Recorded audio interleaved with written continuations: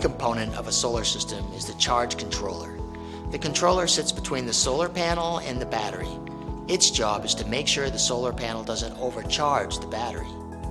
There are two types of controllers: pulse width modulation, PWM, and maximum power point tracking, MPPT. PWM controllers are the most popular and efficiently care and feed the batteries.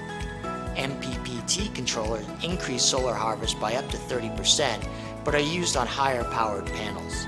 Controllers can be either surface mounted, flush mounted, or hidden away. We recommended flush mounted as they look better. MPPT controllers now come with phone apps to monitor your batteries. Call or visit our website today, sunlightsolar-rv.com.